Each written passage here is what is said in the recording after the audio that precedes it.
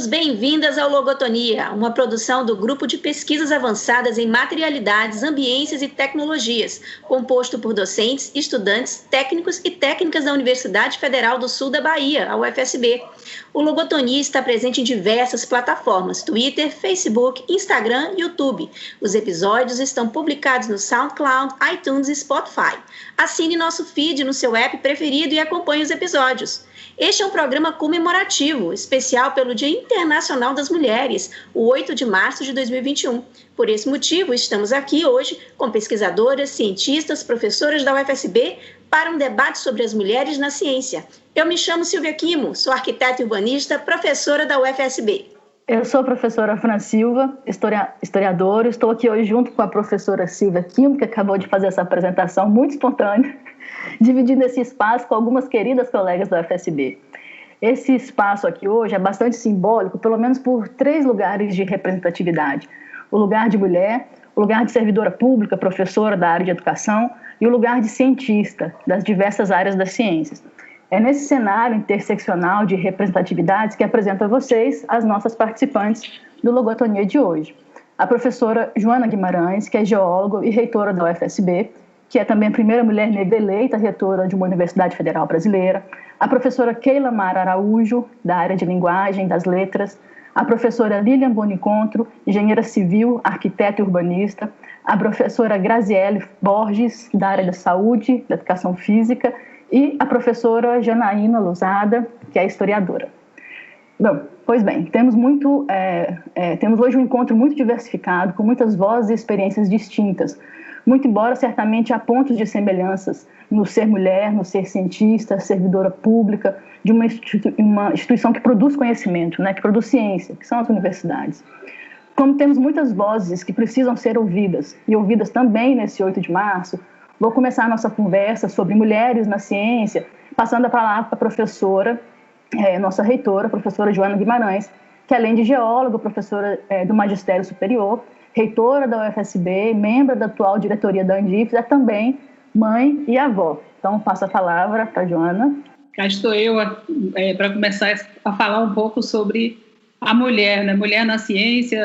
Acho que a proposta é falar um pouco sobre a mulher nos seus diversos papéis e um foco principal na questão da ciência, tanto que nós temos aqui diferentes áreas, diferentes pesquisadoras, né, de diferentes áreas, então isso cabe um pouco essa discussão, porque eu vejo a necessidade da gente estar pensando e falando sobre a questão da mulher na ciência, porque isso é algo que ainda precisa ser falado, né? Ou seja, não é algo natural, é corriqueiro, enfim.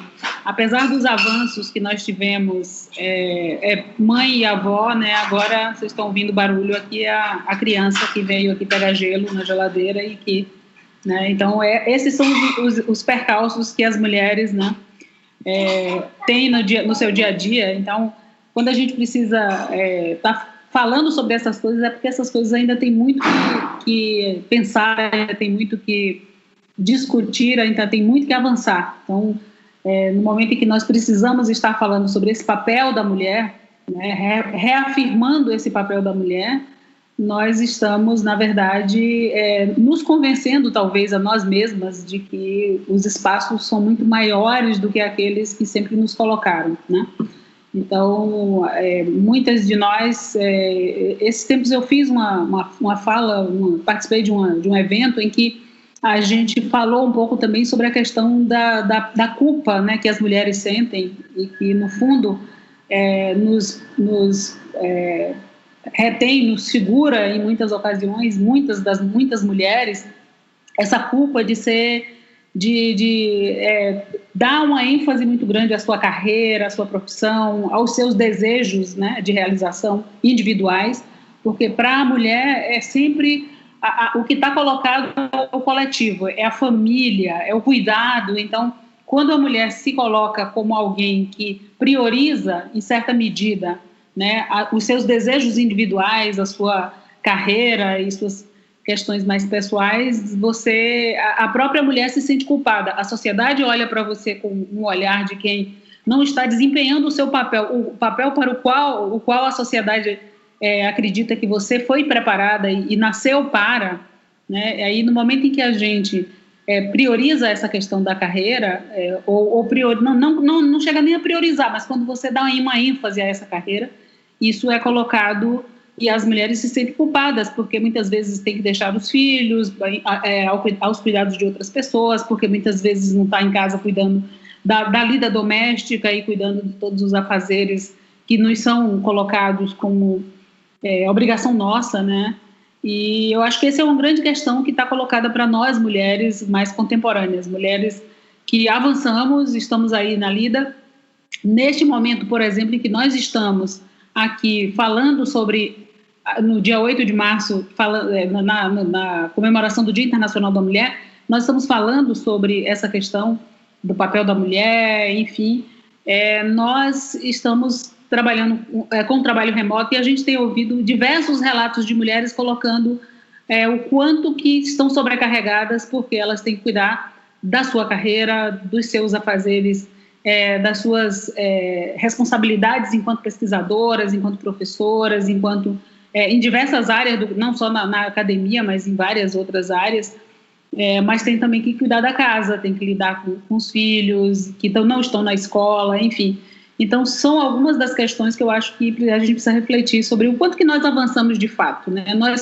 Nós avançamos mesmo ou nós apenas encontramos mecanismos para lidar com a nossa obrigação, onde a gente tem a creche para deixar os filhos, tem alguém em casa que ajuda na lida doméstica, nos afazeres e no trabalho doméstico, e aí isso nos dá tempo para que a gente possa, então, dedicar a nossa carreira. Então, quando a gente precisa, falta isso, falta a creche, falta a pessoa que trabalha na nossa casa para nos ajudar na questão dos afazeres domésticos, a gente para pensar, será que a gente avançou mesmo tanto assim, né? Ou a gente ainda tem muitas amarras, a gente está indo, enfrentando e metendo os peitos, né? Como se diz, para fazer com que a gente avance e que a gente tenha o nosso lugar, né? Bom, eu fiz essa introdução toda para colocar um pouco, eu queria falar um pouco também sobre a minha carreira enquanto geóloga, enquanto pesquisadora, né? Quando a gente...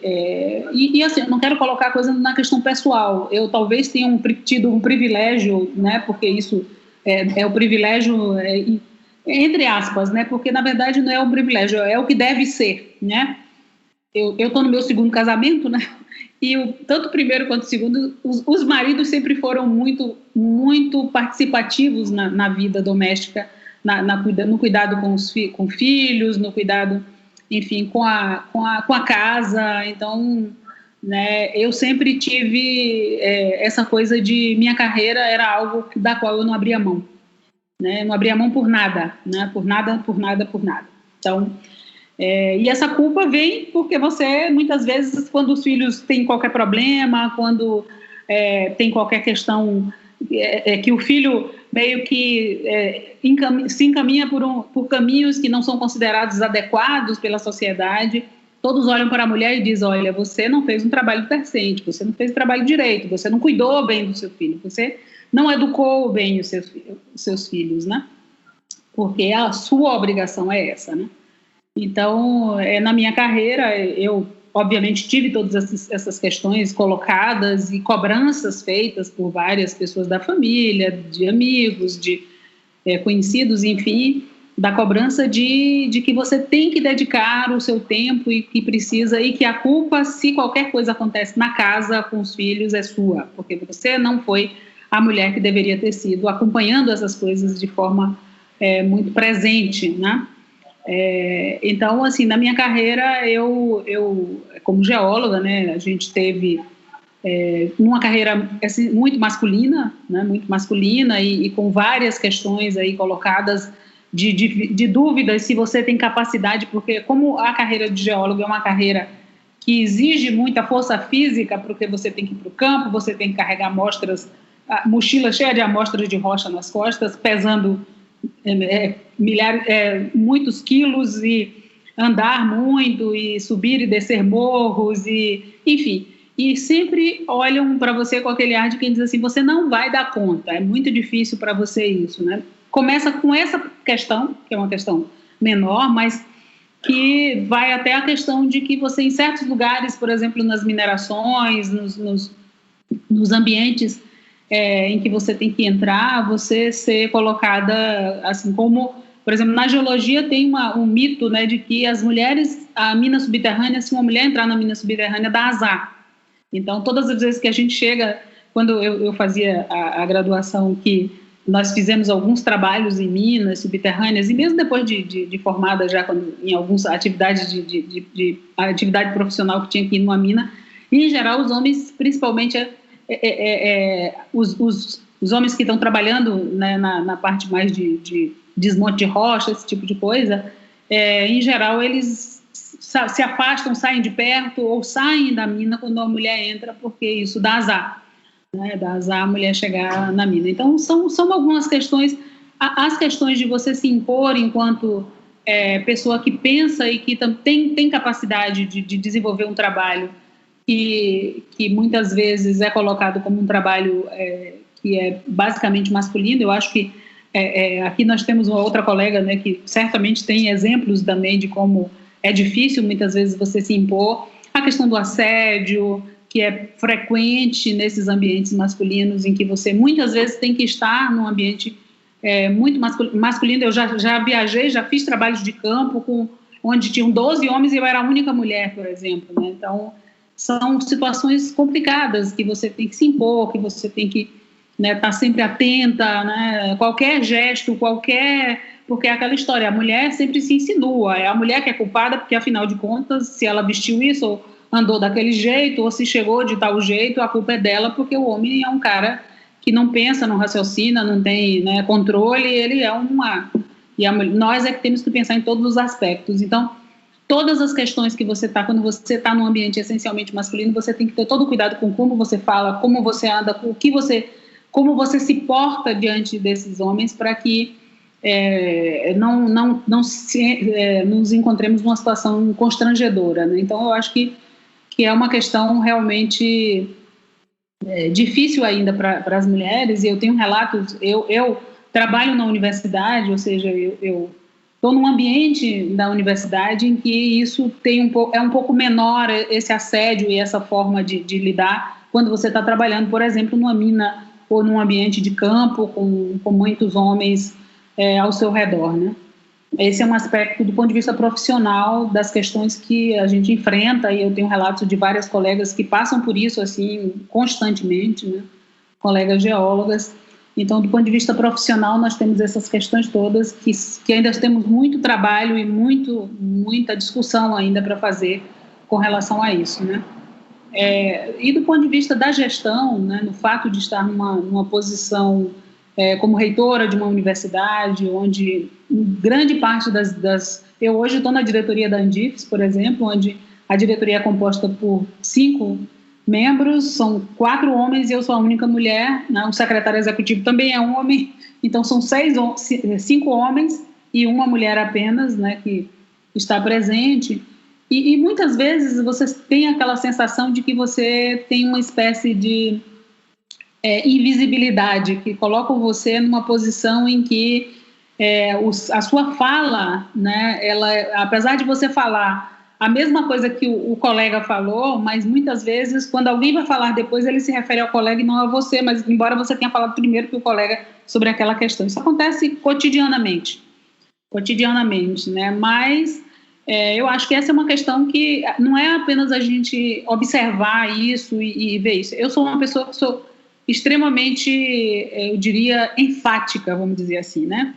Então, geralmente eu não deixo passar, né? Quando falam, eu boto a boca, como se costuma dizer no popular, né? Então, eu sempre me imponho muito, né? Mas, obviamente, se impor não implica que você resolve o problema, não resolve, porque isso acontece muitas vezes e a gente acaba tendo que estar o tempo todo nessa defensiva. E, às vezes, fica parecendo chato, porque você tem que estar repetindo sempre isso, né? Tem que estar repetindo sempre. Hoje, por exemplo, teve uma piadinha, né, que é piada, mas é uma coisa que mostra bem. Alguém falou do dia 8, dia 8 é feriado, e aí, numa reunião que eu estava, e dia 8 é feriado, dia 8, aí, é Dia Internacional da Mulher, e um colega falou, dia 8, então quer dizer que nesse dia elas vão estar livres da cozinha, né?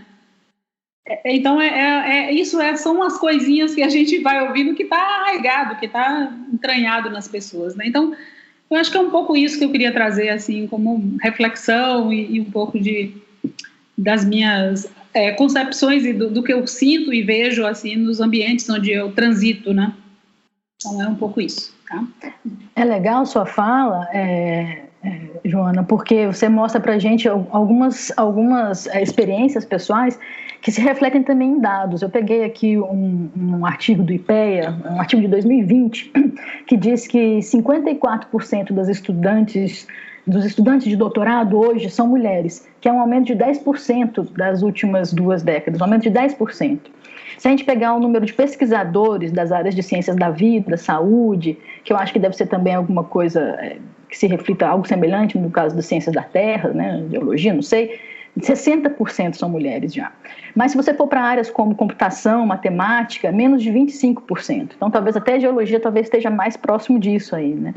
Mas quando você pega a quantidade de bolsistas de produtividade, esse número cai para 24%, ou seja, a gente tem mais da metade das mulheres doutorandas hoje, né, as cadeiras de doutorado ocupadas por mulheres, mas na pesquisa como um todo, 24% apenas de mulheres têm bolsas de produtividade. Isso tem a ver com isso que você falou aí, né, a questão de trabalho de casa, cuidar dos filhos, o segundo, terceiro, quarto, quinto, sei lá quantos turnos pode ter na vida de uma mulher, mas são muitos.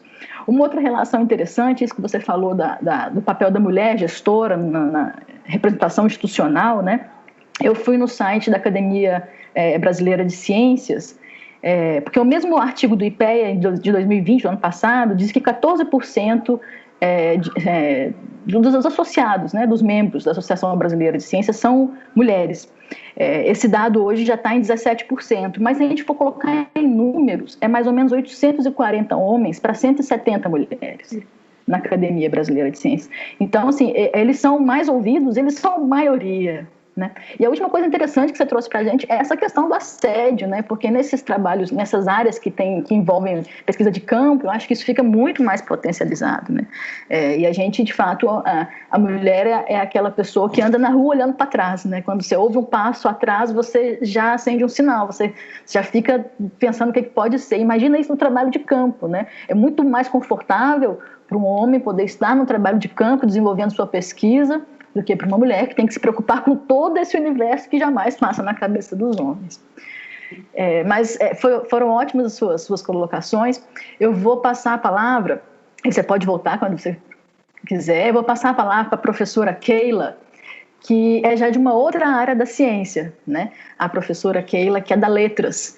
E a Letras tem um diferencial com relação às ciências hards, né? Química, física, geologia também, porque ali são os letrados, né, os intelectuais.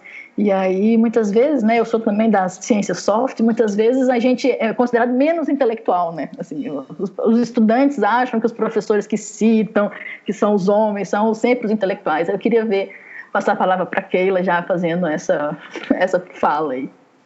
Muito obrigada, Fran.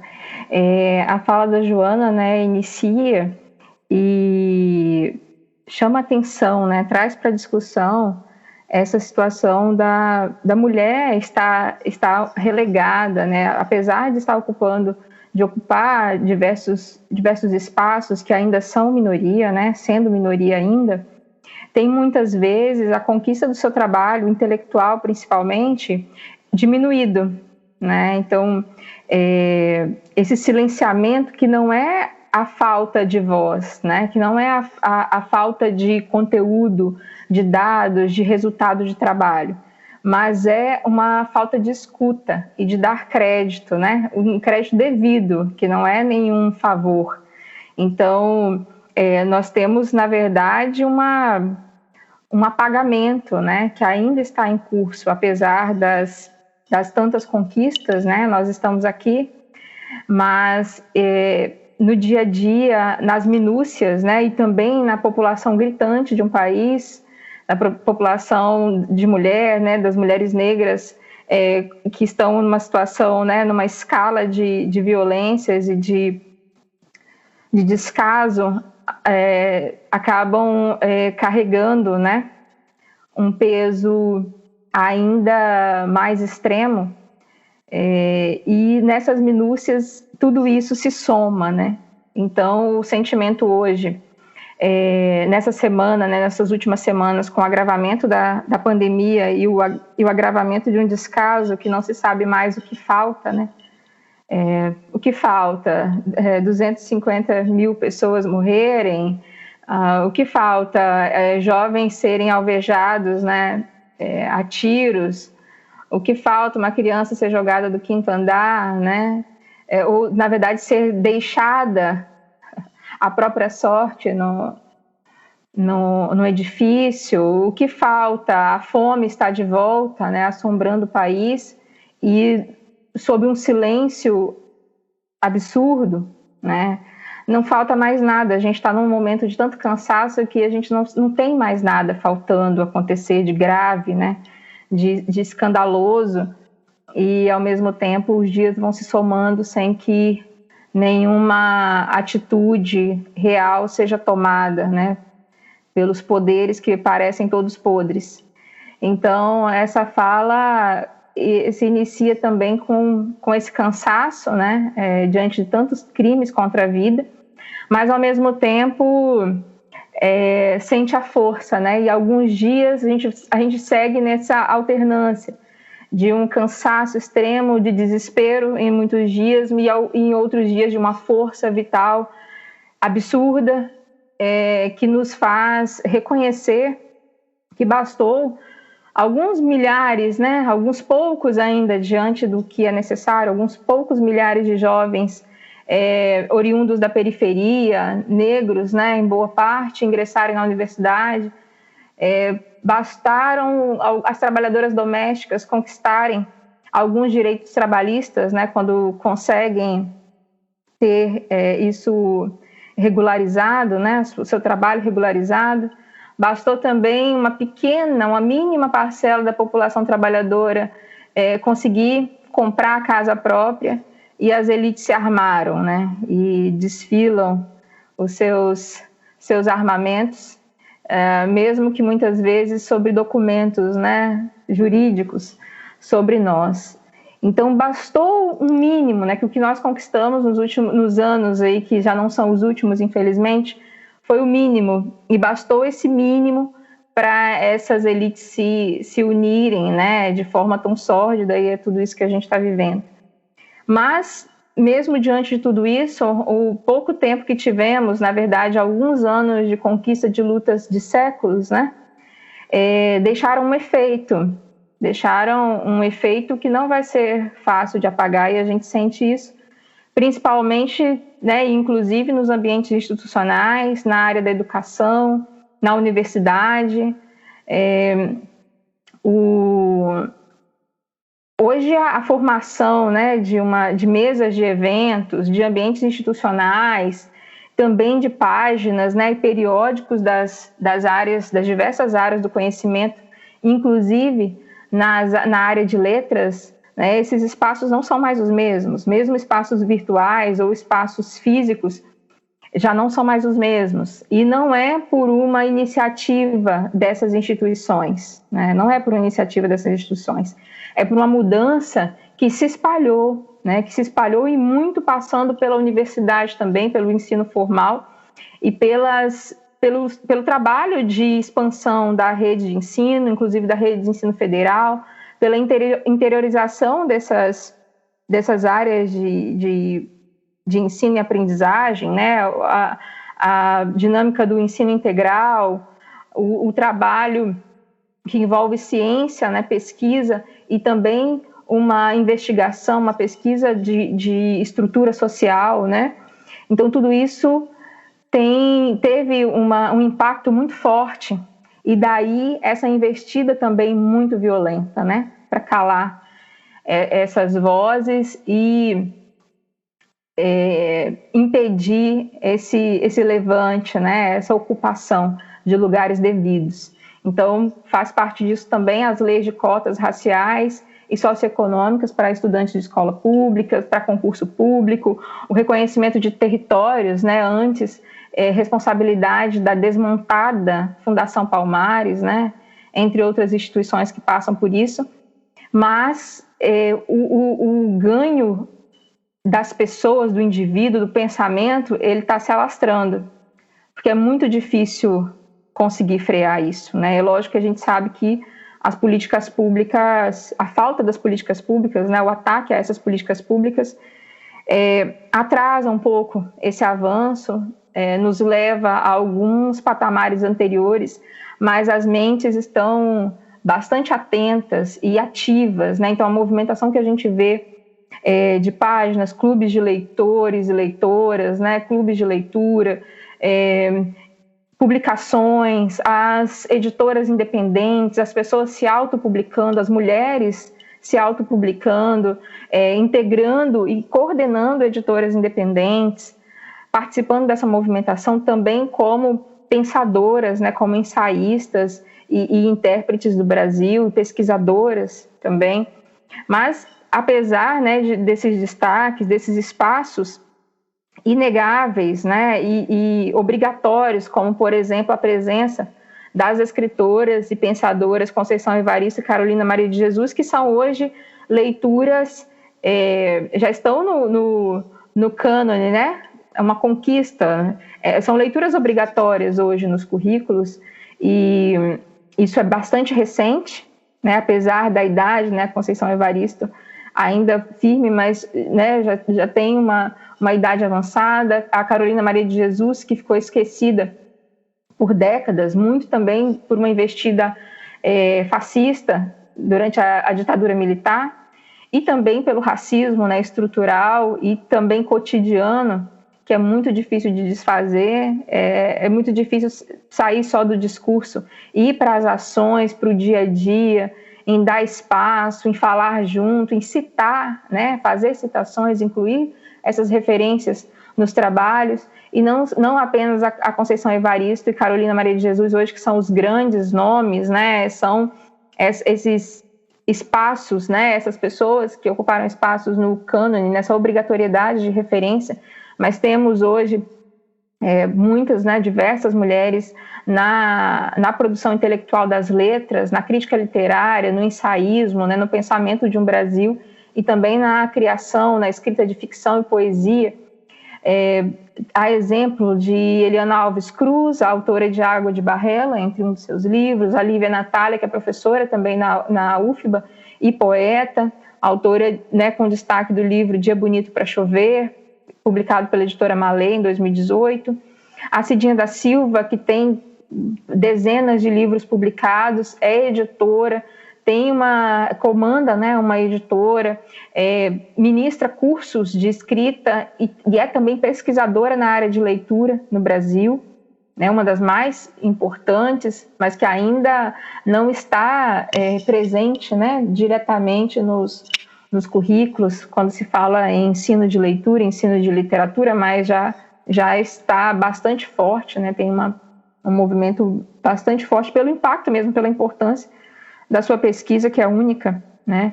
Ela é autora de, principalmente, né, em um dos livros de autoria da Cidinha da Silva, O Margem Reinventa os Rios, também Exu em Nova York, são dezenas de livros da Cidinha da Silva. Ela também é bastante atuante, né, nas páginas na internet, que tem se mostrado como um espaço de democratização do pensamento, de publicação de textos literários, poesia. E o livro é um espaço de grande relevância, indispensável, acredito que insubstituível, porque a experiência do papel também é uma experiência do tempo. Mas não há uma noção, né, de substituição, mas de andar junto. E eu acredito que a área das letras tem se intercambiado, né, entre o livro em papel e a leitura também nos espaços virtuais. Outro nome de grande relevância e importância para a área de letras e literatura, principalmente, é a Ana Maria Gonçalves, né? Autora de Um Defeito de Cor, que é um livro de grande extensão, né? De longa extensão, que trata da vida e da criação literária também de autoras, de mulheres negras. E na crítica como um todo, né? No pensamento da literatura, temos também um destaque da Heloísa Buarque de Holanda, que lança esse ano, né, acredito que agora em março, final do mês de março, uma nova antologia da poesia hoje, né, escrita por mulheres. Também a Flora Susekind, que pensa sempre a crítica literária. Então, apesar de as mulheres ainda serem minoria na pesquisa, né, principalmente com fomento, né, com incentivo, com condições para a pesquisa, cresce o número de obras de impacto na sociedade, de autoria de mulheres, né? E é um dado que demonstra uma luta mesmo, né, política e do dia a dia, né, para a gente ter uma noção, quando se trata do ensino e a intelectualidade, né, do ensino entre o ensino da rede básica e o ensino superior, entre mulheres que estão na graduação e que se tornam pesquisadoras e professoras também na universidade, nós temos uma disparidade muito grande, né? De acordo com o IBGE de 2018, né, com uma pesquisa do IBGE de 2018, para esse setor, traz os dados que são os seguintes: 2,5 milhões de professores lecionam no ensino médio. Desses 2,2 milhões, 1,8 milhões são mulheres, enquanto que na universidade as mulheres representam apenas 45,28% dos cargos, né, na docência superior, e os homens 54%, enquanto na rede básica são 2,5 milhões de professores, né, de 2,2 milhões, 1,8 milhões são mulheres que ocupam esses cargos. Então nós vemos ainda alguns espaços reservados e defendidos ainda com algumas muralhas, né? Então, são muitos os desafios e, como eu falei no início, o sentimento de tristeza em alguns dias, de cansaço, mas, ao mesmo tempo, também um sentimento de que essa força realmente é difícil de ser cessada, né? E, principalmente, a formação de pessoas que vêm da periferia, porque essas pessoas, né, que quando entram na universidade ou vêm para o espaço das letras, da intelectualidade, trazem pesquisas e trabalhos em que a vida importa.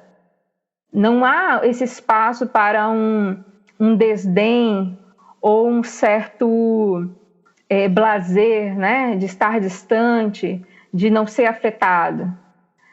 A intelectualidade dessas mulheres, principalmente das mulheres que vêm dos espaços periféricos, elas trazem uma força política que é a importância da vida, né? A importância de coisas que atravessam o dia a dia vivente. E isso tem feito muita diferença. Beleza, Keila. Então, algumas partes da sua fala me chamaram muita atenção, né? Que é esse cansaço que você, não só você, mas como todas nós mulheres sentimos diariamente diante dos crimes contra a vida, principalmente contra as nossas vidas, né, e principalmente contra as vidas das mulheres negras, né. Mas também outro ponto que me destacou foi essa mudança, né, dos espaços que aos poucos, né, nós mulheres e mulheres negras fomos galgando, né, nos ambientes institucionais, né, como você mesmo mencionou, nas mesas redondas, nos conselhos, nos grupos, na liderança de pesquisas, né, e relacionado à questão da escrita, né, que hoje nós mulheres nos colocamos muito mais, né, em diversas plataformas, né? Nós não nos vinculamos, não temos mais aquela necessidade de nos vincularmos a uma grande editora. A gente pode escrever e a gente pode divulgar os nossos textos, aquilo que a gente sente, né? Seja nas plataformas digitais, seja de maneira independente, né? E principalmente essa força vital que você destaca, né? Que é política, que é potência, que é vida, né? Que é o impacto dessas escritoras, né? Primordialmente das escritoras negras, né? Na nossa sociedade, né? No cotidiano e na formação dos nossos jovens, né? Mas um outro ponto me chamou muito a atenção, que apesar de tudo isso, né?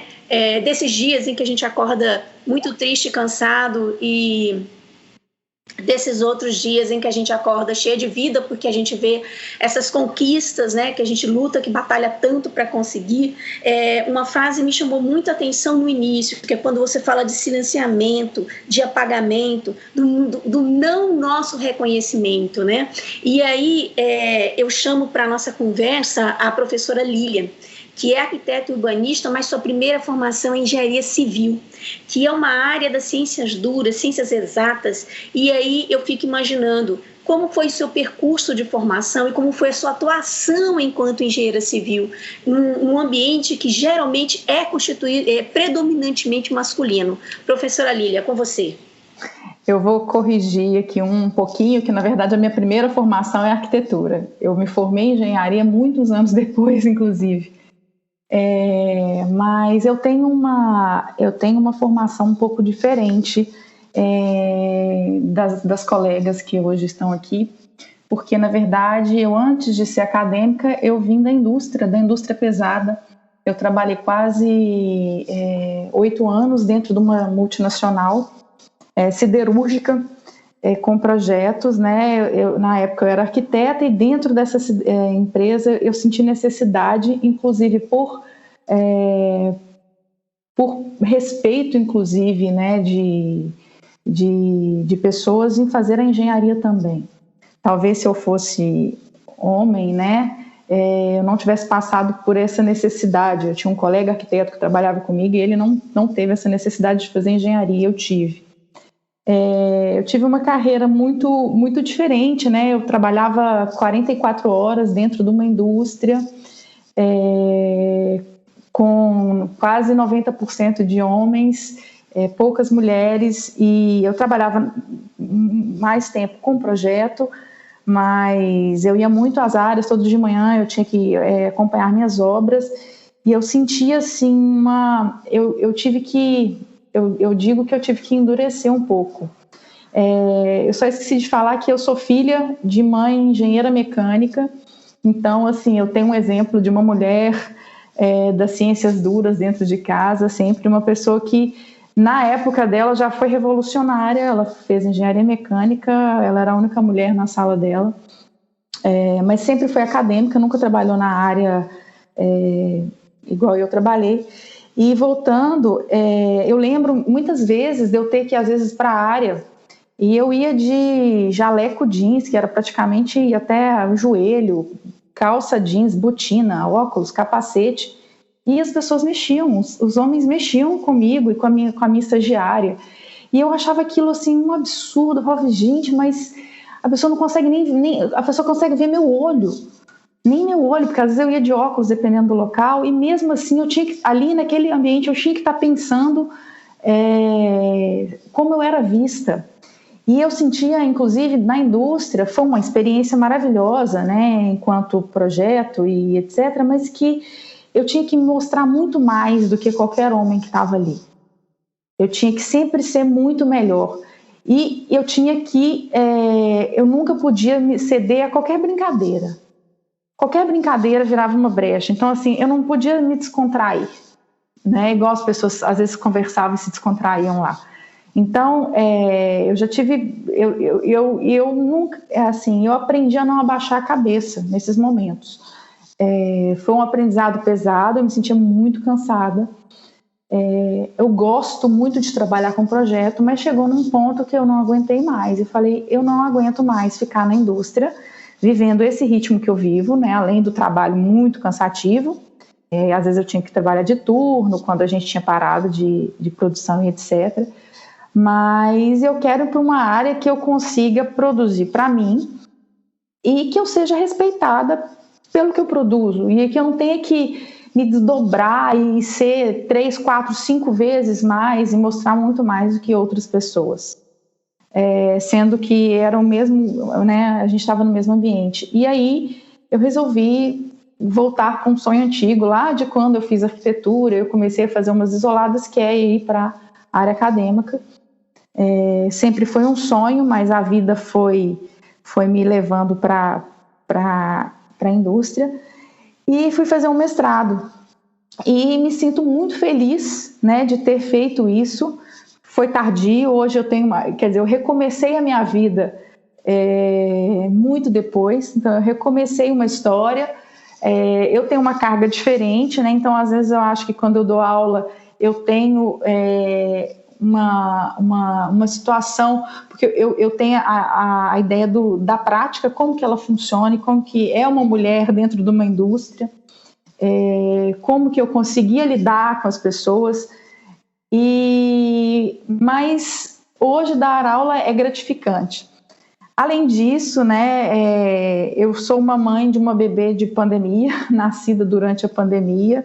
Isso tem me deixado inquieta, porque estou de licença, ainda não retomei as minhas atividades e não sei como vou fazer, porque estamos vivendo uma pandemia, tenho uma bebê de 5 meses, que me demanda muito, ainda lamenta, né, no peito, me demanda praticamente o tempo inteiro. O meu marido me ajuda muito, mas com a coisa do home office, a gente dando aula em casa, é impossível eu achar não existem creches que estão aceitando bebês, existem, mas são poucas. Eu não tenho coragem de colocar uma pessoa dentro da minha casa e expor essa pessoa a pegar ônibus dentro de uma pandemia, e aí ela expor a família dela, e expor a minha família ao mesmo tempo. Então isso tem me deixado numa inquietude muito grande, e ainda não sei como vai ser. A pandemia tem pensado muito nessas mulheres, assim, e como elas estão se desdobrando, né? Essas jornadas que a Fran falou, essas múltiplas jornadas. Isso, eu falei bem rapidinho, mas minha trajetória é muito parecida com a da professora Joana. Eu posso dizer também, abrindo um pouquinho o leque, que eu tenho pensado como vão ser as pesquisas dentro da área. Eu penso que na engenharia os laboratórios conseguem funcionar, mesmo que pequenos e com poucos alunos, mas em arquitetura a gente trabalha com muitas pesquisas a campo, que a gente tem que entrar na casa das pessoas. Então eu imagino que essas pesquisas vão dar uma cessada durante esse tempo. Como que vai ser? A gente vai ter que voltar para um trabalho talvez mais teórico, e é isso. Acho que o que eu tinha para falar, depois dessa fala belíssima da Keila, é isso. Lilian, sua fala tem muita relação mesmo com a fala da professora Joana. Eu estava aqui comparando as experiências que vocês nos apresentaram, né? A professora Joana falou do assédio, né? A questão do assédio, esse receio que existe na pesquisa de campo, né, em determinadas áreas da ciência. E você mostrou para a gente uma outra faceta, né, que seria esse assédio que você mesmo vivenciou, que você se lembra, alguma coisa que marcou você no ambiente de trabalho, né, aí no ambiente, você falou que é um ambiente de indústria, né? Sim. Então tem toda uma relação aí, né? E eu poderia ficar horas e horas contando casos de situações vividas. Foram 8 anos, né? Mas eu tive uma só, porque foi a que mais me marcou, mas tenho infinitas para contar. Sim, sim, e essa necessidade que você falou, que havia uma necessidade de superação, né? Inclusive você foi buscar fazer engenharia porque você não se sentia à vontade naquele ambiente que era um ambiente de homens. E você, na sua fala, eu fiquei pensando, você falava que era uma necessidade de superação para garantir um espaço ali dentro do ambiente de trabalho, né? Não era nem uma superação assim, eu preciso fazer um curso, preciso fazer um mestrado, preciso fazer um doutorado, porque eu quero levar minha vida, minha carreira para uma outra direção. Tanto que financeiramente na indústria não mudou nada para mim. Foi um ganho mesmo pessoal de imposição, né? E outra coisa interessante que você mencionou, que a Joana também mencionou, que é a relação de professoras, né, no caso nós, professoras universitárias, com os maridos, né, no caso com homens, né, que são parceiros. E aí, geralmente, quando o parceiro é também colega de trabalho, professor, há uma postura um pouco diferente, né? Isso não é regra, né? Tem casos e casos. Mas eu fico imaginando as professoras da educação básica, como a Keila ressaltou aí pra gente, que é 1,8, né, milhões de 2,2, ou seja, é a grande maioria, né, como é que elas vivenciam isso, né? Porque tem uma relação diferente. Porque, por exemplo, sempre que a gente fala porque existe machismo, porque os homens não auxiliam no trabalho doméstico, não sei o quê, tem sempre alguém que fala assim, não, são todos os homens, né? Tem sempre uma exceção. Né? Então, é mais para lembrar, assim, mesmo as exceções, não retira o fato de serem homens. Né? Porque a questão do machismo ela é estrutural, né? Ela não é caso a caso. Por mais que a gente consiga conviver com colegas de trabalho que são mais progressistas, que se questionam sobre o machismo cotidiano que existe nas pessoas, assim como existe vários tipos de preconceitos, né?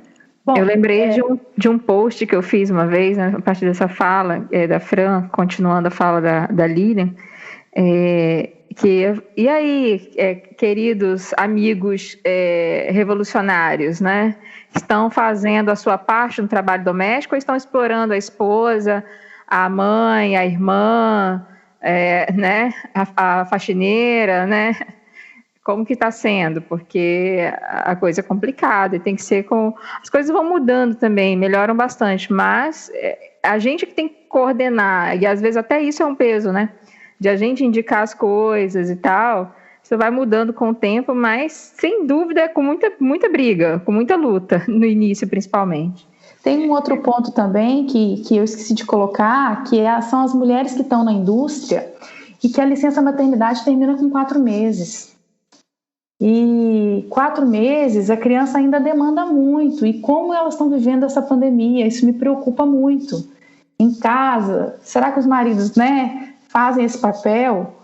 Porque eu, como funcionária pública federal, ainda tenho a grata alegria de poder ficar com a minha filha até os 6 meses. Mas e essas mulheres que não conseguiram isso? Como que faz? Porque as creches não estão aceitando crianças pequenas. Então, isso tem me inquietado bastante. É verdade, e não só isso, né? A Keila ressaltou aí para a gente a questão da pandemia, com essa vinda do trabalho para dentro de casa e com as crianças fora da escola, na verdade a gente tem assistido um cenário mais progressista, né, Keila? Mas eu acho que a pandemia potencializou isso tudo de volta, porque assim, as mulheres voltaram a ficar em casa, acumulando trabalho, serviço doméstico, atenção à criança, aquela coisa que a Joana falou para a gente da culpa de não estar dando atenção, de não estar fazendo X, Y, Z, e todas as letras do alfabeto que as mulheres em geral fazem dentro de casa, com relação a cuidado com crianças, né? Tem uma questão que é essa coisa que a Keila trouxe, de que muitas vezes a gente ainda usa o termo marido ajuda, né? Todas nós falamos disso, que eu acho que é uma coisa que a gente precisa banir. Ele não ajuda nada, ele tem que participar e tem que fazer junto, dividir as coisas igualmente, mas ainda usamos muito esse termo porque de fato é isso que ocorre na grande maioria das vezes. E tem aquela questão de que nós somos responsáveis por organizar, por planejar, e muitas vezes você acorda, eu pego meu exemplo, muitas vezes eu acordo de manhã, começa a reunião 8h30 da manhã, tenho uma reunião, outra reunião, e uma atrás da outra, tem dias que eu tenho 6 reuniões no dia, mas mesmo assim você precisa pensar o que é que vai almoçar, como é que vai fazer, se a casa está limpa, se a roupa da criança está suja, se precisa botar a roupa da máquina. Quer dizer, tem uma série de coisas da casa que você precisa comandar, que você precisa planejar, que você precisa definir. Alguém pode até fazer, mas você precisa pensar sobre isso. E isso é um peso muito grande.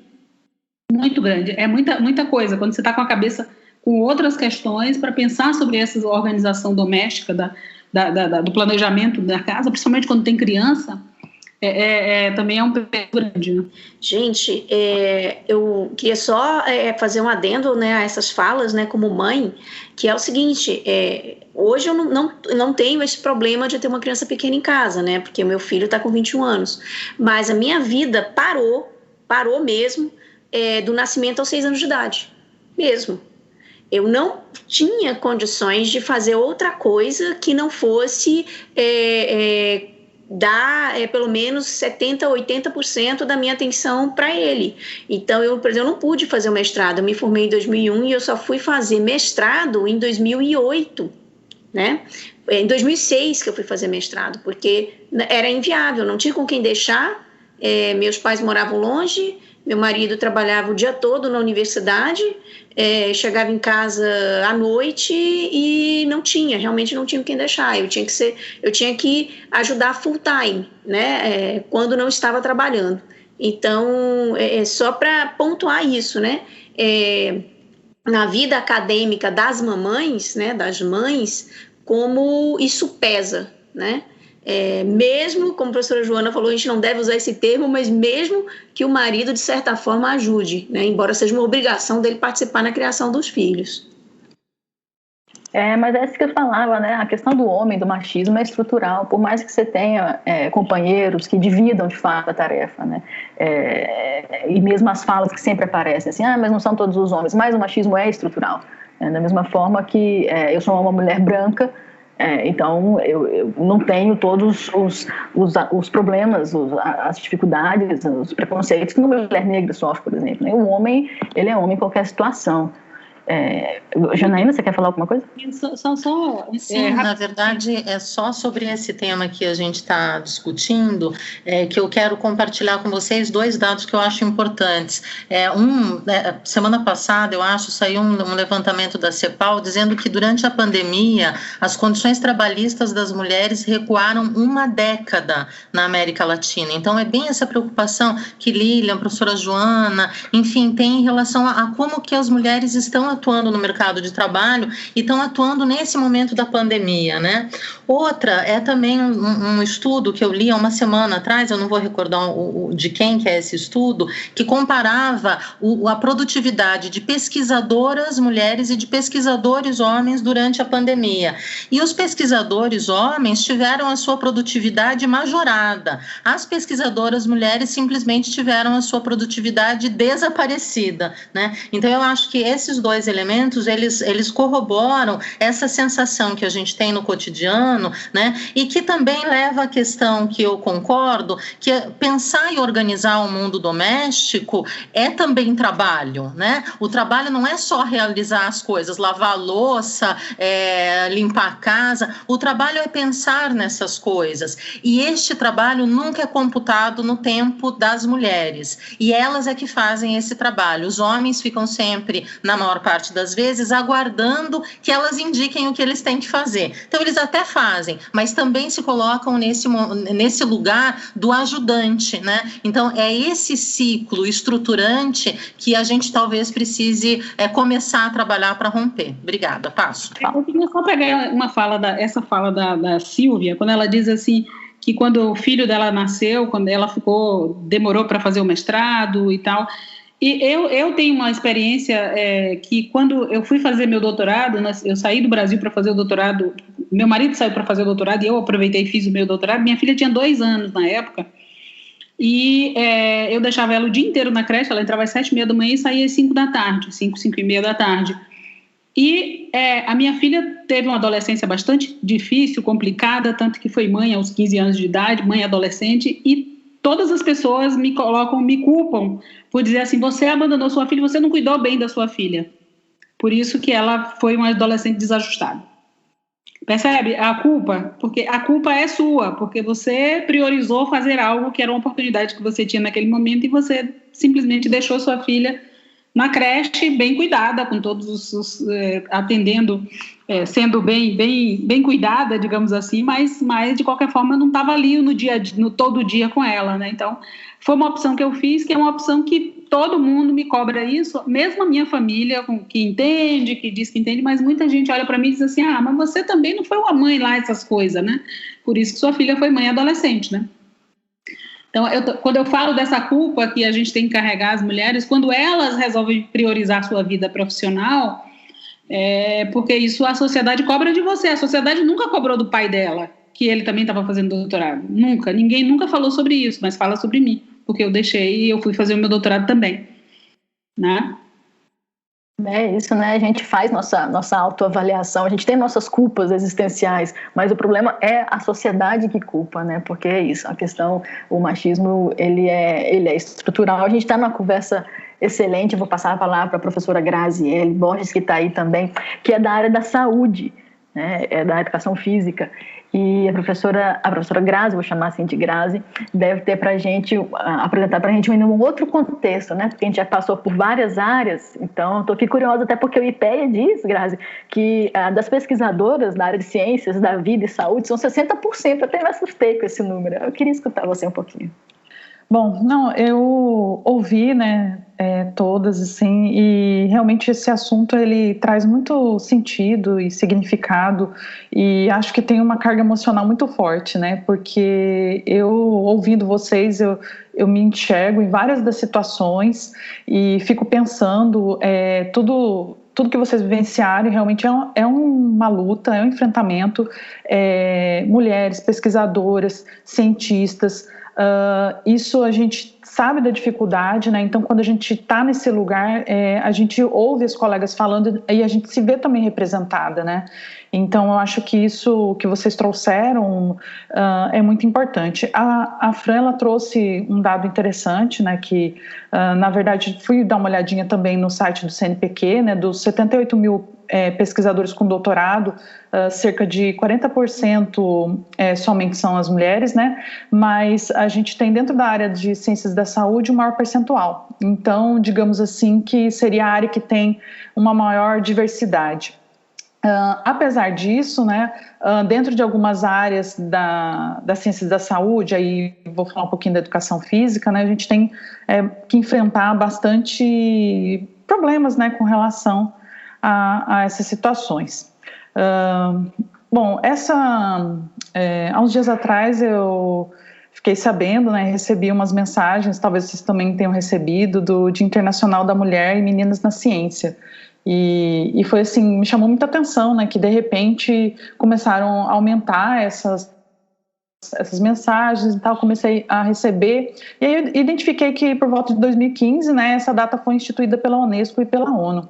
E somente agora, acho que em 2020, foi a primeira vez que eu recebi alguma mensagem, né, falando assim, me colocando como mulher, pesquisadora, cientista, né, e eu fiquei pensando, tudo isso passou um filme na minha cabeça. E aí nesse filme, né, veio assim o passado, né, com as minhas colegas, contando que as avós não puderam estudar, porque mulheres não estudam, mulheres cuidam da casa. Né, mulheres, a ocupação delas é cuidar da família, cuidar da casa, né? Esse é o lugar que ela ocupa, né? Então, assim, esse é o pensamento mesmo que a gente ouve.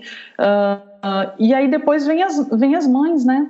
As mães também não puderam estudar, porque as mães também são mulheres, né? Então a gente continua nessa fala, continua replicando isso, e aí vem as filhas, né? As filhas tentando romper, tentando buscar esse estudo que as vós não puderam ter acesso, que é um direito, né? Que a gente não pode esquecer disso, que é um direito.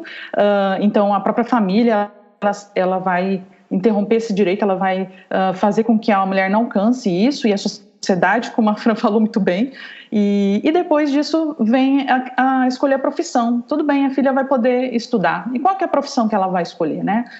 Eu gostaria de ser agrônoma ou engenheiro civil, né? Como as colegas muito bem falaram, não, essa profissão não é para mulher.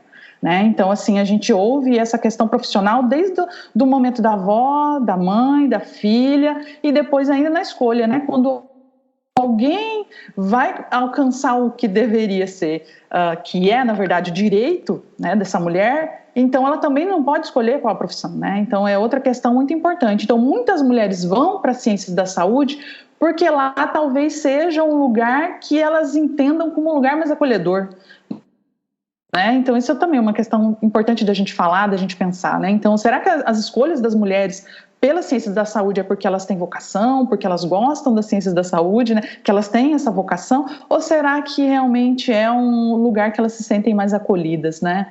Então essa é uma outra questão. Eu tenho participado de um grupo junto do Ministério da Saúde para a escrita de um guia de atividade física e saúde, e eu estou trabalhando especialmente no grupo de gestantes e mulheres no pós-parto. Nesse grupo, nós fizemos um momento de escuta com as mulheres E isso, né, exatamente, né? Na enfermagem, por exemplo, a gente tem maioria delas, né, maioria mulheres. E aí a gente tem, nesse momento, uma escuta com essas mulheres, né? Por que é que elas não estão desempenhando uma atividade física? Por que elas não retomaram a sua vida, né? Ou durante a gestação, ou durante o período de pós-parto, né?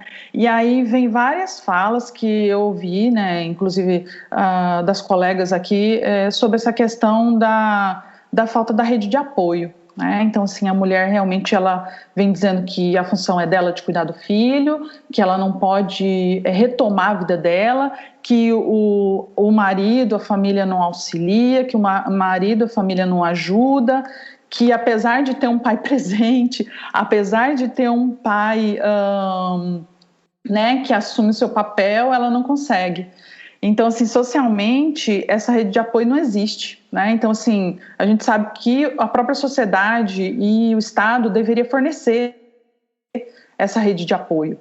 Isso está em vários manuais do Ministério da Saúde, a rede de apoio. Então, não só a rede de apoio no sentido da mulher ter o local para deixar o filho, né? Mas também para ter uma escuta, né, para estar ouvindo, para estar levando as questões, por exemplo, psicologia, né, para estar levando essas questões de como lidar com essas situações. Então, assim, a gente não tem rede de apoio instituída no Brasil, que esse é um problema. Então, se a gente for ver em outros países, a gente vai ver essa rede de apoio funcionando. Então, a mulher ela é acolhida, ela tem o seu momento, mas todo mundo tem o seu papel, né? Então, assim, o marido ele tem o seu dever, não é o dever só da mulher cuidar. Não é o dever, a família ela tem que assumir o papel, e a gente vê que isso não acontece. Então, durante esse processo de pesquisa, eu me senti muito sensibilizada, né? Porque eu sou mãe recente, né? Minha filha vai fazer 3 anos, eu passei por esse processo e eu não tive rede de apoio, eu não senti essa rede de apoio acontecendo no Brasil, né? Então, eu fui descobrir que deveria existir quando eu passei a pesquisar junto com outras colegas que deveria ter essa rede de apoio instituída, né? E em várias instâncias. E aí, então, junto com esse grupo que eu comentei com vocês, né, que são pesquisadoras do Brasil inteiro, tem essas pesquisadoras, elas, então, pensaram, né, num simpósio, que é o Simpósio Nacional da Mulher em Ciências da Saúde, e aí começaram a debater mesmo, porque começaram a levantar questões, por exemplo, assim, os simpósios que falam sobre saúde da mulher são organizados por homens, tem palestrantes homens, eles vão falar sobre gestação, vão falar do pós-parto, né? Não estou dizendo que o pesquisador não possa estudar e entender isso, mas quem melhor para falar sobre isso do que a pessoa que vivencia isso, né? Então a gente não tem, a mulher ela está num outro local que não o local que ela deveria estar ocupando. Então, uma fala interessante desse grupo, né, que fez esse simpósio, é que o simpósio ele foi organizado por mulheres e para mulheres, e os demais interessados. Então, assim, coloca em primeiro plano a mulher, né? Então, convida a mulher para falar do seu papel, de si mesmo, da sua representação, né? Que isso também me sensibilizou muito. E aí veio nesse simpósio, eu tive a oportunidade de participar, na verdade assistir, né, junto desse grupo, e aí eles falaram muito sobre essa questão da falta da rede de apoio para a mulher, né, nesse sentido, a falta mesmo da sensibilidade de perceber que elas recebem menos financiamento, tem jornadas, várias jornadas, como vocês mesmos comentaram, né, tem que cuidar da casa, do filho, mas será que tem mesmo? Então, assim, é uma pergunta que a gente tem que se questionar, né? Eu acho que tem papéis e realmente a gente tem que colocar, mudar um pouquinho essa visão, né? Na verdade, pouquinho seria uma brincadeira, né? Seria uma piada, na verdade, que estou fazendo. E elas têm menor oportunidade de parceria acadêmica, né? E isso aí foi trazido brilhantemente no Congresso, né? Porque se você tiver uma rede de pesquisadores homens, eles geralmente optam por fazer parcerias e escrever artigos com outros homens. Isso é uma coisa que eu não sabia, né? Então, a partir do momento de uma palestra nesse Congresso, eu percebi que realmente isso acontece. Então, como a professora Joana falou muito bem, né? Às vezes você fala algo, mas isso é atribuído sempre a um homem que falou depois de você. A questão de ocupar os cargos, né? Tanto cargos de chefia e tudo mais, tem uma redução grandíssima com relação a isso. Eu observei um dado, por exemplo, da USP, que as mulheres que ocupam cargos e são pesquisadoras é cerca somente de 23%, e aí a Fran trouxe aquele dado que eu também tinha levantado, que é com relação à Academia Brasileira de Ciência, né, que era 14%, depois subiu para 17%. Então, acho que essa questão aí já fica bem claro como a gente tem vivenciado isso. Outra questão também que eu queria levantar é a questão dos eventos científicos, né? Isso aí também é bem interessante. Quando eu me tornei mãe, né, eu percebi que os eventos científicos não são preparados para as mulheres, né? Eles são preparados para, talvez, homens que... Então, se não é preparado para a mulher que, por exemplo, acabou de ter um filho, né? Será que num evento científico você encontra um lugar para trocar o seu filho, a sua filha, ou você encontra um local que você tem um ambiente que você possa estar? Então, assim, isso aí é um ambiente totalmente hostil, né? Você não tem que estar lá, você não tem que estar presente. A partir do momento que você tem um filho, uma filha, você ocupa outro lugar, né? Esse lugar de pesquisa, de pesquisadora, esse lugar já não te pertence mais, né? E aí, dentro da própria questão mesmo acadêmica, né? Quantas falas que a gente tem que ouvir, por exemplo, você vai ser mãe, quem vai liderar agora o grupo de pesquisa? Você vai ser mãe, quem vai orientar o seu aluno do mestrado?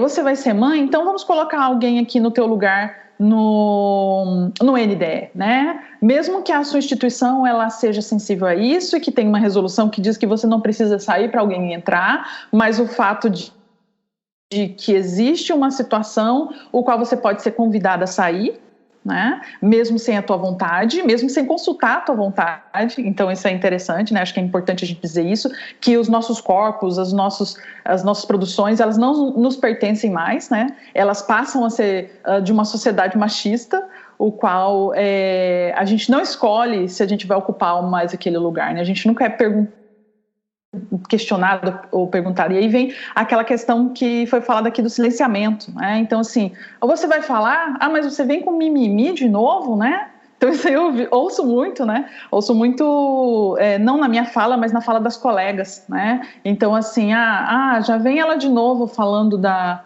questão da posição da mulher na sociedade, né? Então, assim, você já vem com mimimi, então, assim, é por isso que a gente fica lutando tanto para trazer os dados e mostrar, para tentar efetivar algo que a gente já conhece, né, que a gente já sente, né, aquilo que a gente já vivencia no dia a dia.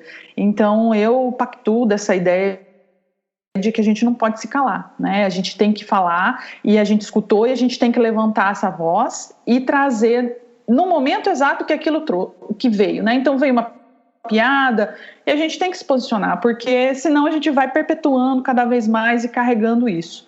E isso é muito complicado, né? E aí, acho que até a Janaína citou, né, a questão da produção acadêmica, a Fran também, e aí tem um grupo, né, que está trabalhando muito com essa questão, que é o Parenting Science, que inclusive eles têm um Instagram, que é muito bacana, que eu sigo lá, e eles falam sobre a questão da importância talvez de estar batendo mesmo nessa situação de estar incluindo no Lattes, né, informação de que teve o filho, que incluiu o filho no Lattes, né, porque acho que é extremamente importante. Então esses dados que a Janaína trouxe, eu também visualizei, né, que vocês falaram da questão de na pós-graduação as mulheres, elas estão em maioria, mas depois, quando inicia a carreira acadêmica, a gente tem um gráfico no formato de tesoura, né? Então, entra a queda, né, brusca da produção científica das mulheres, decorrente desses vários processos que a gente está conversando, e a dos homens vão subindo, né, porque eles têm esse apoio, essa rede de apoio que a mulher não tem, no caso. E aí, esse gráfico eu achei bem interessante, porque aí eu também... me coloco nele, né, que é a questão da queda da produtividade, né? Então, assim, a gente tem cerca de 4 anos de queda da produção da mulher após ela ter o filho, né? Então, assim, tem muita gente que vê assim, tem instituições que estão sensíveis e elas estão colocando itens para que a mulher consiga concorrer a recursos, consiga após ter filho, mas que na verdade instantaneamente isso não resolve nada, né? A gente vê ali nos gráficos que são cerca de 4 anos, né? Então demora 4 anos para a mulher ela conseguir se reestruturar, organizar, para que ela consiga produzir e consiga novamente aumentar essa produção. E aí isso vem no impacto da carreira acadêmica, que faz com que ela consiga cada vez menos incentivos, cada vez menos alçando isso. Isso também vem um ponto que eu gostaria de trazer aqui, que talvez muitas ainda não falaram, que é a questão acho que a Silvia falou sobre isso, que é a questão de ter o filho tardiamente, né? Então, as mulheres que buscam por essa carreira e lutam por essa carreira, porque é uma luta, né? Vamos falar a verdade. Isso vai atrasar no sentido de inserir, né? Que às vezes a gente sabe que muitas têm desejo de ser mãe, mas a gente sabe que algumas não têm o desejo de ser mãe, e o fato disso tem que ser respeitado, que é outro ponto que a gente tem que colocar, né? Então é outro ponto importantíssimo, mas que aquelas que têm o desejo de ser mãe e vão buscar isso tardiamente, enfrentam o problema da infertilidade, né? Então a gente sabe que as mulheres cientistas que tiveram uma carreira e que tem uma carreira, que muitas vezes vão enfrentar esse problema da infertilidade e provavelmente vão descobrir isso só no momento que vão buscar por esse desejo, né, que vão pensar que a carreira já está mais estabilizada. Então é um fator que a gente também tem que levantar, que tem que falar, né, que é super importante, né? E acho que é essa minha fala, né? Não vou avançar muito. Teria várias outras histórias também para falar dessas questões, mas era isso. Paz. Oi, Grazi, tudo isso que você pontuou, principalmente agora no final, eu posso dizer que todo mundo sabe, eu só tenho um filho, né? Eu tive um único filho, e pelo fato de eu ter parado a minha vida, né, o almejar, né, profissional, os sonhos que eu queria alcançar por 6 anos, influenciaram diretamente na minha escolha de não ter mais filhos. Então, eu sou mãe de filho único mesmo, porque eu fiz realmente essa escolha. Eu entendi lá atrás que ou eu escolhia alcançar meus sonhos profissionais, ou eu tinha mais filhos. Então, eu escolhi alcançar meus sonhos profissionais, o que não deveria acontecer em hipótese alguma. Mas, assim, eu me reconheço nesse cenário, né? Eu me reconheço nesse retrato, de ter escolhido minha vida profissional e aí não ter tido mais filhos. Passa a palavra, professora Lilian. Eu tenho 3 comentários a fazer da fala da professora que me chamaram muita atenção. A primeira, fico muito feliz desse grupo de pesquisa de mulheres em puerpério. Tive um puerpério muito difícil, tive problemas sérios no parto, com hemorragia e tive que ir para uma cesárea de urgência, e foram meses bem pesados, e com uma filhinha que tem alergia alimentar, então foi bem difícil. Então fico muito feliz, se quiser precisar de depoimento, estou super à disposição. Outro ponto que ela tocou agora nesse final, que foi maravilhoso, que é a carreira, né, que ela vai sendo fazendo com que as mulheres tenham filho cada vez mais tarde. Eu sou um caso desse. Eu tive um filho, minha filha, com 39 anos. Não fui uma mãe jovem, né, na idade de fértil. Tive dificuldade para engravidar, tive quase 3 anos tentando engravidar, consegui engravidar, já estava pensando em fazer um tratamento, não precisei, mas é difícil, assim, viver essa maternidade já quase aos 40 anos, a energia é outra. E eu tenho um comentário a fazer, que eu fiz até no Logotonia, que a gente gravou essa semana com o professor Márcio e o professor Guilherme, que eu vejo na sociedade, eu vejo brasileira, mas total, é que há um problema de conceito. As pessoas não entendem o que é o feminismo. Eu estava outro dia passeando por um Instagram de pessoas conhecidas, e entrei no Instagram de uma pessoa conhecida, uma menina nova, ela deve ter uns 20 e poucos anos, e na descrição da bio dela estava escrito assim: antifeminista. E aquilo me intrigou, sabe? E eu fiquei pensando, gente, como que uma menina nova escreve isso, né? Uma menina que está colocando fotos de si, toda empoderada, né? Será que ela entende esse conceito, né? O que é isso? Então, eu acho que a gente tem um problema também aí dessa coisa do machismo estrutural, não só, né, na cabeça das mulheres, é muito perigoso isso. A gente tem que ouvir mais e tentar desconstruir isso na cabeça dessas pessoas.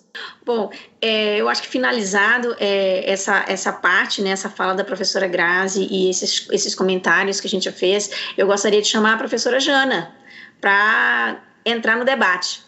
Boa tarde ou boa noite, não sei. Eu fico muito feliz de estar com esse grupo aqui e podendo debater esses temas, né? E também fico muito, muito feliz de ter sido a última, né, nesse processo. E ao longo da fala das colegas, muitas coisas me chamaram a atenção, né? E eu destaco aqui alguns termos que vão me ajudar a fazer a minha fala. Né? Invisibilidade, silenciamento, apagamento, endurecimento, assédio, violência, solidão e insegurança. São termos que nos atravessam, né? Que atravessam a vida das mulheres de todas as classes sociais desse país e provavelmente do mundo de forma diferente em cada lugar, claro. E são também termos que certamente as mulheres sempre utilizaram para se ver no mundo, né? Para se expressar ou para expressar a sua condição no mundo.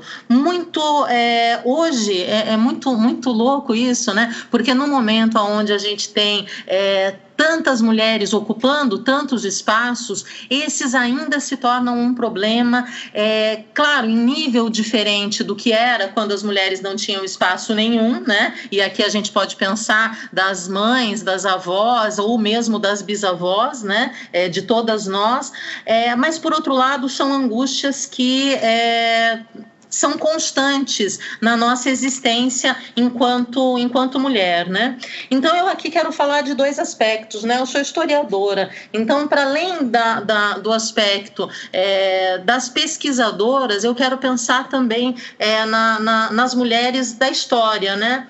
Se a gente fizer uma pesquisa, talvez, básica dessas bobas, que as pessoas contem sobre que mulher que elas lembram que tenham feito algum grande feito na história, certamente elas terão muita dificuldade de lembrar, né?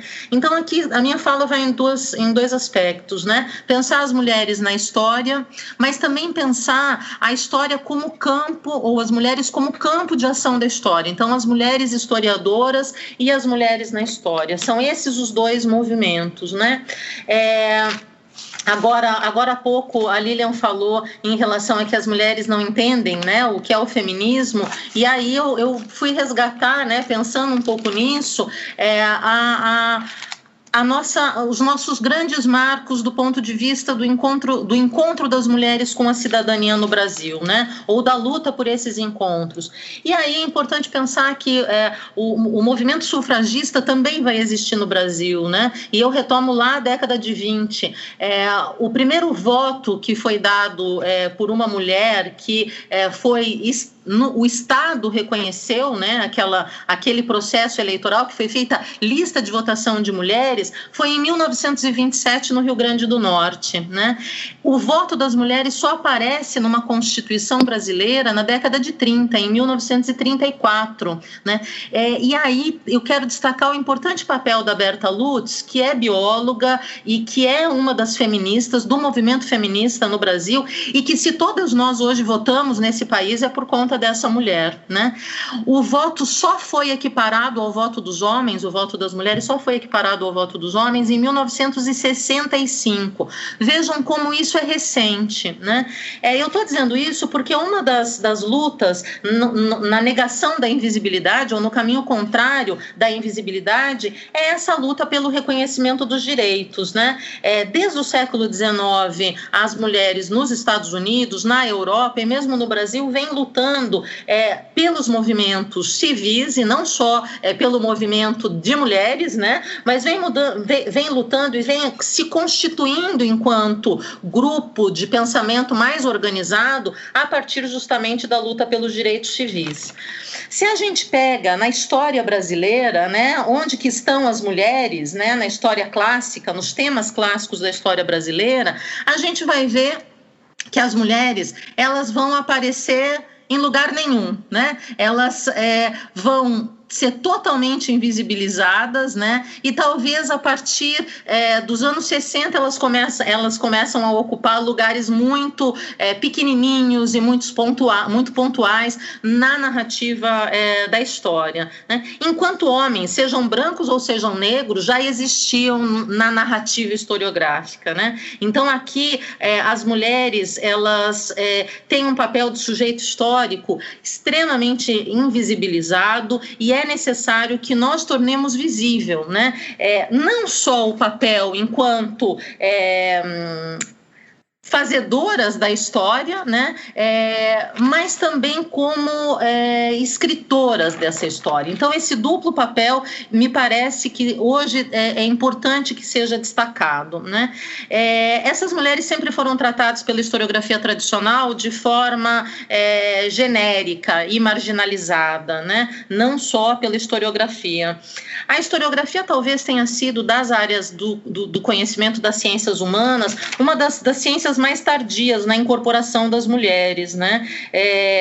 A Margaret Hago, por exemplo, ela vai citar uma crítica que a Joan Scott, que é uma historiadora norte-americana, faz ao Thompson, né? Dizendo assim, olha, o Thompson é um dos grandes historiadores do contemporâneo e ele é muito sensível ao papel dos trabalhadores, ao fazer-se dos proletários, mas as mulheres simplesmente ele trata como excêntricas ou românticas.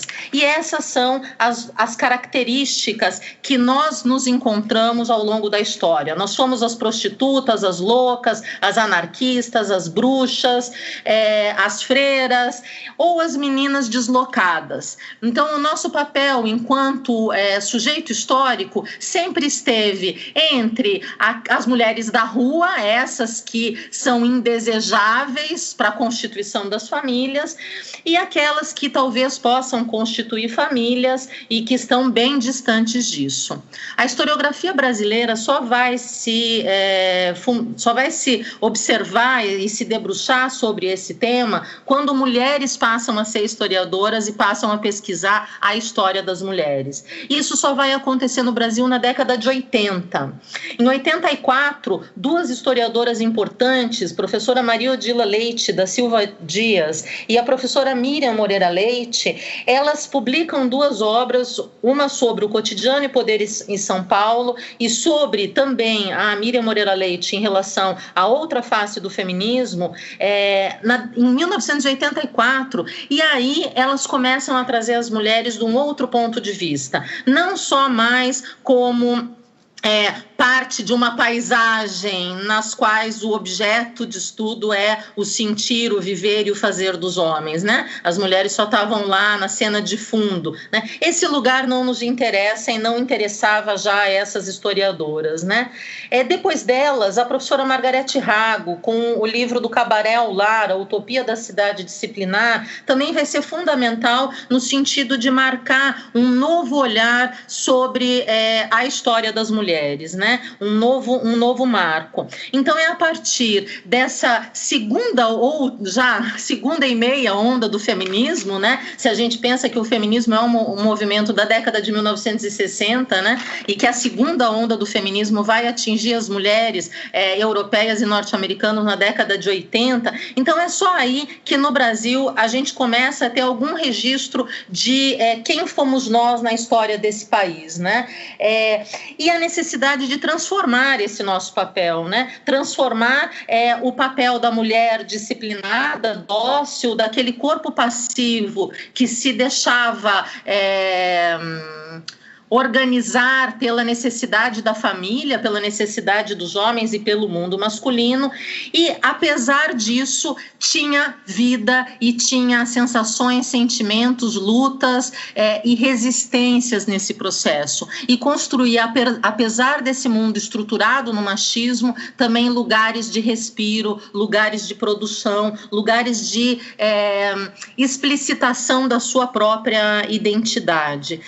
Então aí é importante pensar que isso ainda foi muito antes da historiografia pensar, por exemplo, na ideia ou no conceito de gênero, né? Durante muito tempo, a história o estudo da história ficou debruçado sobre essa perspectiva da história das mulheres de forma mais ampla, no sentido, sobretudo a partir de uma historiografia marxista, no sentido do lugar nessa sociedade patriarcal, repressora, no lugar da contra-hegemonia dessa sociedade, né? É claro que aí a gente precisa destacar que isso tudo também nasce dessa necessidade de direitos e oportunidades iguais, né? As mulheres passam a ter também uma maior visibilidade, ou um pouco de espaço, não é nem uma maior visibilidade, nas universidades e na produção do conhecimento científico de forma ampla e histórico de forma particular, a partir de políticas públicas, né? Então, nos Estados Unidos, por exemplo, essas políticas públicas começam no final da década de 60, com bolsas e lugares dentro do Estado que pensem a necessidade de fomentar a participação das mulheres nos espaços públicos e nos espaços científicos, né?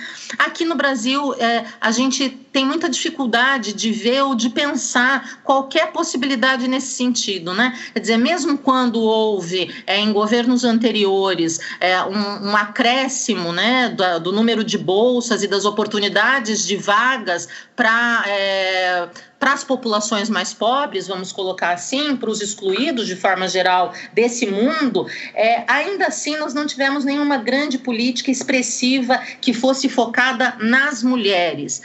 Sempre se discutiu que, como as mulheres eram numericamente maioria, provavelmente elas não precisariam disso. Então, elas eram a maioria nas escolas, então elas não precisariam desse tipo de política. E se esquece da realidade que todas nós aqui relatamos, vivemos, e que certamente as meninas da periferia vivem muito mais, né? E tem muito mais dificuldade de fazer esses acessos. Então, é importante pensar que, sem uma política concreta de fomento à participação das mulheres, e sem uma política e uma discussão que todos nós fugimos, e a sociedade foge horrorosamente, do ponto de vista dos direitos reprodutivos, né? Quer dizer, discutimos cada vez menos os direitos reprodutivos. Talvez as feministas da década de 60, 70 tenham discutido e tenham avançado muito mais do que o mundo a posteriori, como nos anos 90 e 2000, onde a agenda dos direitos reprodutivos, direito ao aborto, direito à escolha ou não de ter filhos, quando ter filhos, de que forma ter filhos e com quem ter filhos, né? Parece que ficaram deslocadas do nosso mundo de ação, do nosso mundo de possibilidade. Eu sempre gosto de lembrar das mulheres que nos antecederam, né? E pensando nessa questão da falta de possibilidade de direitos reprodutivos, eu lembro da minha mãe, né? A minha mãe foi dessas revolucionárias, que ela não chegou a queimar sutiã em praça pública, mas certamente ela usou calça comprida. Para ela poder estudar, o meu avô, que era um fofo, mas ele era um homem, né? Obrigou que ela fizesse curso de corte e costura e bordasse. Ela só iria fazer qualquer outro tipo de estudo depois de ter esse básico, que a princípio era necessário para todas as mulheres, porque resolvia o problema doméstico da roupa dos homens e dos filhos e abria também possibilidade de mercado para que elas se tornassem costureiras. E assim a minha mãe fez, tanto que ela foi costureira durante muitos anos, né? Antes de se tornar astróloga. ela teve, quando ela já tinha rompido com todo esse patriarcalismo, ela teve 4 filhos, eu sou a última. Eu tenho que agradecer que ela não teve os direitos reprodutivos reconhecidos, né? Justamente por ser a última. Porque se ela os tivesse, ela jamais teria tido 4 filhos, né? Ela preferiria ter estudado e ter se tornado uma astrônoma. Ela preferiria ter se tornado uma matemática, que eram as 2 grandes paixões da vida dela, né? Ela nunca preferiria ter sido mãe e dona de casa, como ela lutou até os últimos dias para não ser, né? Então, as mulheres nesse local da sociedade, essas mulheres dos passados, né? Elas têm a nos contar uma história muito mais dolorosa do que a nossa própria, mas que tem os mesmos elementos dentro de si, né? E é claro que quando as historiadoras mulheres se debruçam sobre essas histórias, sobre os documentos históricos e muitas vezes sobre os mesmos documentos históricos que os homens se debruçaram durante séculos, as mulheres emergem desses documentos, né? Nesses mesmos documentos, fontes, séries documentais, arquivos, que os homens nunca nos viram, as mulheres nos veem, porque nós, enquanto mulheres, saímos desses lugares e a nossa voz quer se fazer ouvida, né? E a partir daí, inúmeras mulheres passam a se constituir como elementos e como ativas na nossa construção da história, né? Também é importante aqui destacar, né, que, por exemplo, quando a gente faz uma pesquisa hoje básica dessa mulheres e história, né, ou mulheres historiadoras, tem uma série de mulheres que a gente pode citar: a Joan Scott, a Michelle Perrot, a Natalie Zemon Davis, a Donna Haraway, Lynn Hunt. No Brasil, a Mary Del Priori, a Maria da Linhares, Emília Viotti da Costa, Maria Estela Bresciani, Cecília Westphalen, milhares delas. Mas nas grandes obras elas não são citadas. Elas são invisibilizadas pelos nossos colegas, né, e pelos nossos alunos, muitas vezes, justamente pelo fato de serem mulheres, a não ser quando o tema de trabalho delas é mulher, né? Então aqui, quando as colegas falaram das suas áreas de atuação, as mulheres historiadoras não precisam atuar na história das mulheres, obviamente, né? Elas só são citadas quando atuam na história das mulheres. Quando atuam nas outras frentes do conhecimento histórico, elas têm que ser muito fantásticas e muito especiais e únicas para serem citadas. Isso é uma questão importante porque referenda muito daquilo que a gente sente na prática do cotidiano e daquilo que vocês também colocaram. Nós precisamos fazer mais, né? A Lilian colocou isso. Nós precisamos fazer mais, a gente precisa fazer melhor, a gente precisa ocupar mais espaços e para isso a gente se desdobra e se desgasta infinitamente mais, né? Então, é claro que, por exemplo, na atualidade, a constituição do campo historiográfico no Brasil é muito fértil, né? A Raquel Soirret e a Joana Maria Pedro têm um texto, A Emergência das Pesquisas da História das Mulheres e das Relações de Gênero, publicado na Revista Brasileira de História, em 2007, que vai dizer isso, né? A fertilidade do campo nos dias atuais. Nós temos inúmeros trabalhos sobre a história das mulheres, nós temos, dentro da Associação Nacional de História, grupo de trabalho em História das Mulheres, na Associação Nacional de História Oral, temos o Fazendo Gênero da Ampox, temos vários periódicos e algumas revistas específicas, como a Revista de Estudos Feministas, o Espaço Feminino e o Gênero, que é outra revista, além de outras revistas que trazem a história da cultura, da arte e das mulheres na cultura e na arte, na organização da sociedade. Mas ainda assim temos um caminho imenso pela frente, porque ainda somos pouco citadas quando referenciamos historiadores ou quando lembramos desses nomes, não lembramos das mulheres, por muito que elas tenham escrito, produzido e também ensinado, né? Uma das grandes questões que me chamou a atenção nesses dias, pensando nessa mesa, né? Foi justamente desse processo das historiadoras que formam outras historiadoras, né? Uma dimensão que é coletiva, que é educativa e que tem no papel da professora, não só na professora universitária, mas também nela, um ícone fundamental, porque talvez se não fossem as mulheres que formassem outras e carregassem carregassem outras para esse mundo acadêmico, talvez nós mesmas não tenhamos a possibilidade ou não tenhamos tido a possibilidade de acessá-lo, né? Também porque há diferenças dentro das diferenças. A gente não pode usar o termo mulher como uma coisa única, né? As mulheres são mulheres brancas, mulheres negras, indígenas, mestiças, pobres, trabalhadoras. Elas têm dentro desse universo mulher uma diversidade imensa de atuação social, e essa diversidade tem que ser reconhecida, né? Então, é necessário a gente tirar da marginalidade, né? Não só o tema mulher, mas também o lugar da pesquisadora, da historiadora mulher, né? Tem uma outra questão que também me pegou nesse processo, que é um pouco uma fala que tenta construir a marginalidade, que é mais ou menos aquela: bom, se é tema de mulher, deixa para as mulheres, deixa para as feministas estudarem, né? Por outro lado, nós também resistimos a que homens venham estudar os temas das mulheres, né? Se a gente pensa que a historiografia, como outras áreas do conhecimento, é uma área do conhecimento profissionalizada e tem métodos extremamente cautelosos e rigorosos na análise, seria indiferente essa produção. Eu posso trabalhar com o tema mulher sendo homem, e existem alguns homens que assim o fazem, né? Como muitas de nós mulheres trabalham com os temas estritamente masculinos ou reconhecidamente como tal, né? Mas é importante que essa discussão seja feita, é importante que seja apontado essa dualidade, esses conflitos na produção do conhecimento, né? Também é importante aqui pensar que ainda é necessário no mundo contemporâneo, por muito que tenhamos avançado, né, reconhecer que o silêncio e a invisibilidade precisam ser transpostos, né? Que nós precisamos buscar e continuar buscando a legitimidade acadêmica para a história das mulheres e para as mulheres na história e na ciência. Pensar em discutir a questão do corpo e da comunidade que nos atravessa, né?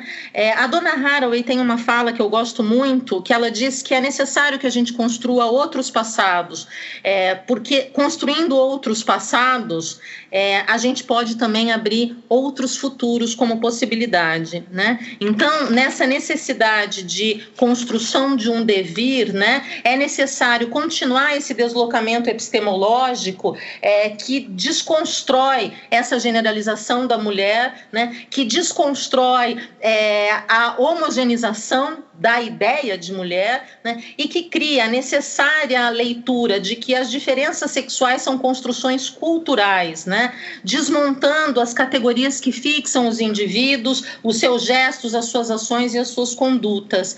Então, para finalizar, eu quero recordar as mulheres que me trouxeram até aqui, né? A minha avó, Rosária, a minha mãe, Joana, e a minha orientadora, Ana Maria Burmester, que também é uma historiadora e que foi fundamental para que eu pudesse ver esse espaço da academia e da universidade como um possível espaço de atuação, de trabalho e de vida, né? Então, assim, eu fecho a fala e agradeço aí a oportunidade de estar com vocês aqui.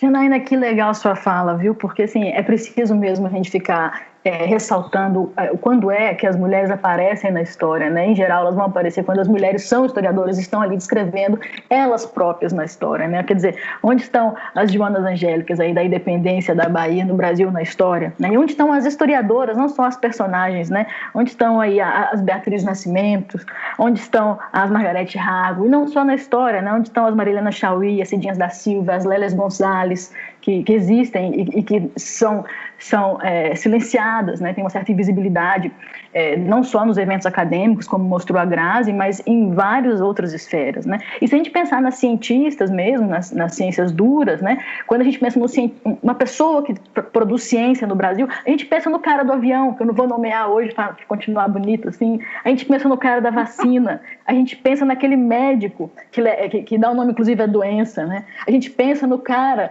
que dá o nome da plataforma de currículo do CNPq, mas a gente não pensa na Marie Curie, por exemplo, que é a primeira mulher a ganhar um Nobel, a primeira primeira única pessoa a ganhar em 2 áreas diferentes, química e física. A gente não pensa na Berta Lutz, a gente não pensa na psiquiatra Nise da Silveira. Então, são nomes que precisam ser retomados, né? Essa história das mulheres precisa ser contada pelas mulheres, mas não apenas, né? Mas é importante ressaltar como as mulheres que vão buscar as mulheres da história. Esse movimento é importante, porque tem a ver com uma palavra que eu queria utilizar já para a gente caminhar para o encerramento, porque Janaína bem mostrou para a gente algumas palavras que apareceram aqui nesse movimento, aqui nessa gravação de hoje do Logotonia. Infelizmente as pessoas não puderam acompanhar o chat, mas a gente ficou conversando aqui, então teve várias confidências e pessoas comentando, né? A gente foi conversando entre a gente aqui, mas palavras como invisibilidade, insegurança, solidão, apagamento, assédio, estigmas, experiências pessoais, experiências coletivas, né? Experiências do âmbito privado apareceram aqui, experiências profissionais na academia ou fora dela, pesquisas sobre mulheres, pesquisas de mulheres, né, de mulheres cientistas.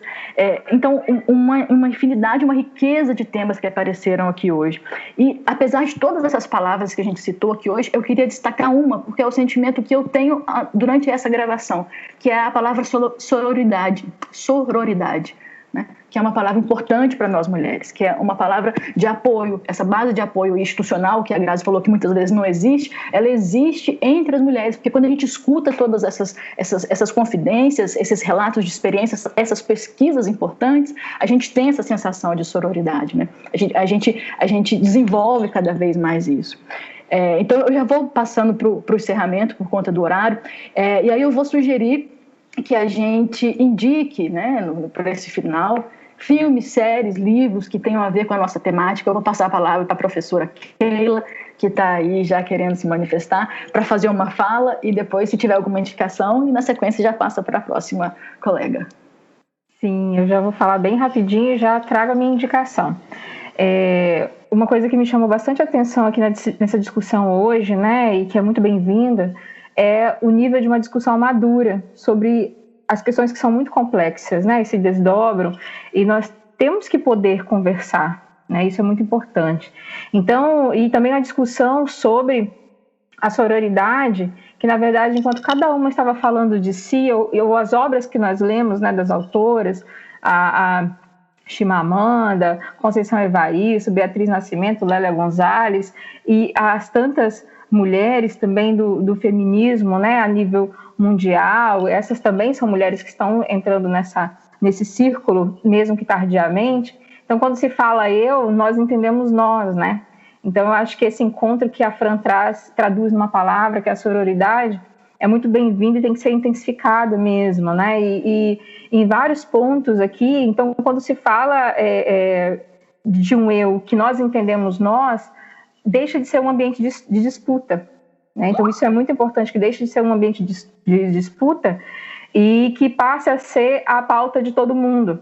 É quando eu penso também em algumas questões do feminismo negro, que foi preciso surgir, né, e, na verdade, ganhar força, algo que existe há séculos, que são algumas diferenças que não deve nos colocar em espaço de disputa, mas que deve ser uma preocupação de todo mundo, passar a ser uma preocupação de todo mundo. A questão, por exemplo, de que a mulher negra, a mulher indígena, nunca foi pensada para constituir família. Ela nunca foi impedida, nós nunca fomos impedidas de trabalhar. Então, o espaço da mulher negra e indígena também, em algumas situações, é da servidão do trabalho, de cuidar de outras famílias, de ser preterida em relacionamentos amorosos, muitas vezes. Então, e de pensar em estudar não chegava a ser nenhuma possibilidade, né? Porque as mulheres negras tinham esse espaço de servir desde crianças a estar em casas para trabalhar como empregadas, escravizadas, na verdade, muitas vezes sem remuneração.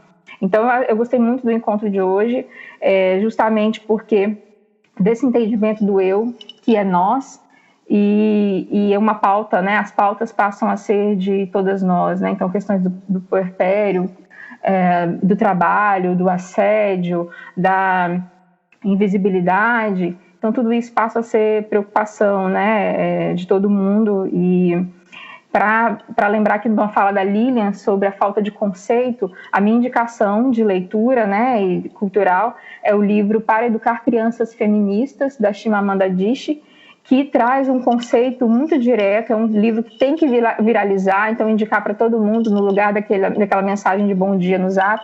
Então mandar para todo mundo esse livro, tem em PDF, facilmente encontrado na internet, também a um preço muito baixo nas lojas, e é isso, eu passo, muito obrigada, foi muito bom estar aqui, e é um espaço também de a gente relembrar as que vieram antes, né? Então, minha mãe Antônia, avós Tereza Vicência, irmãs Lilian e Eliane.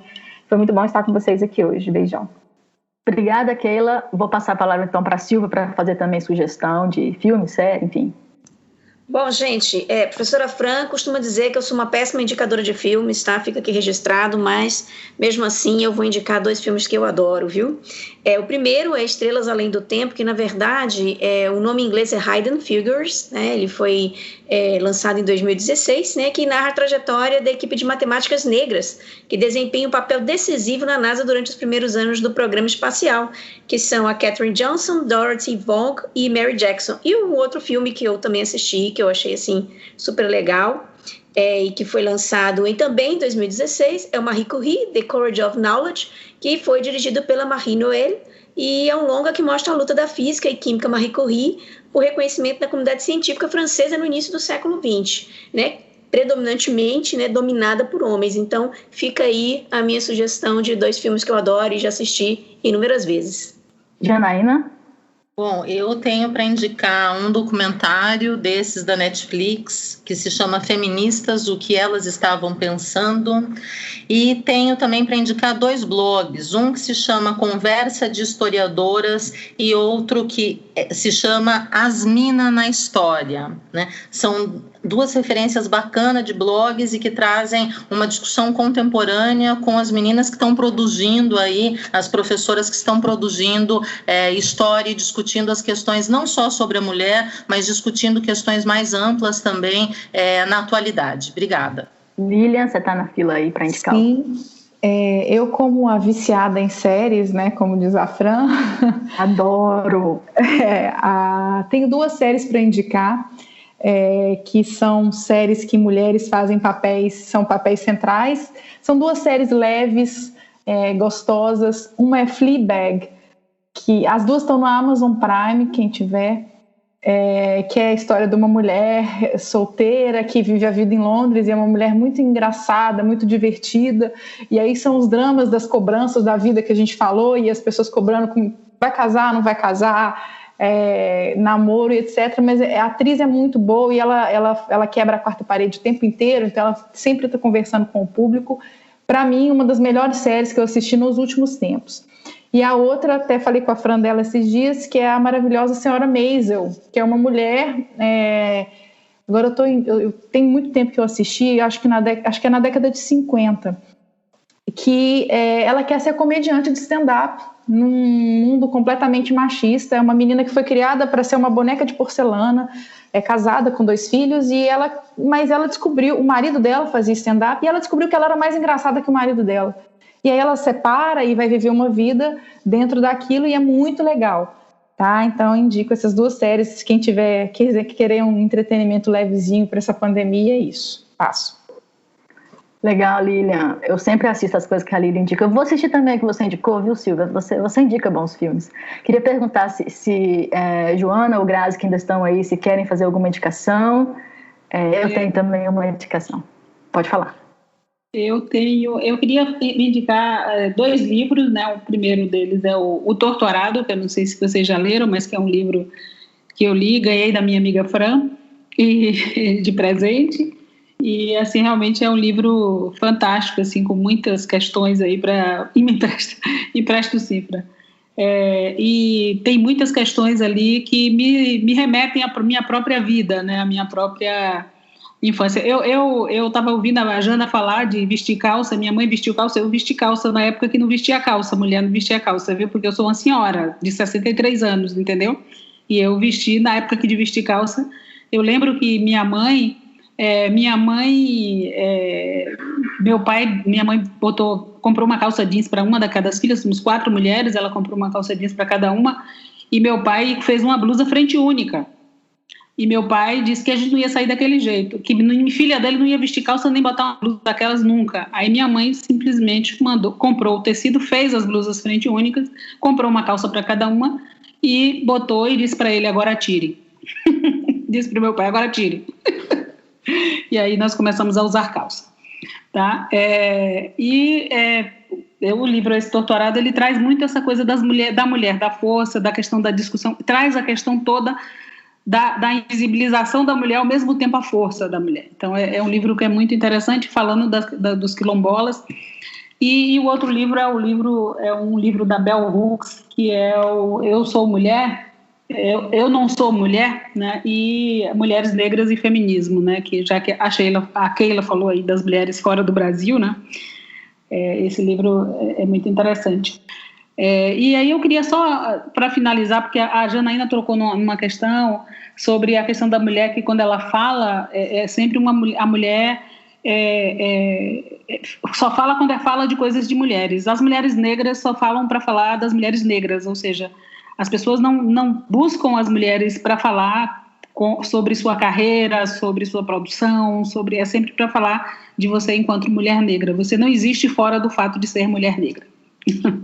Tá? É isso. Também legal. Vou fazer umas indicações, né?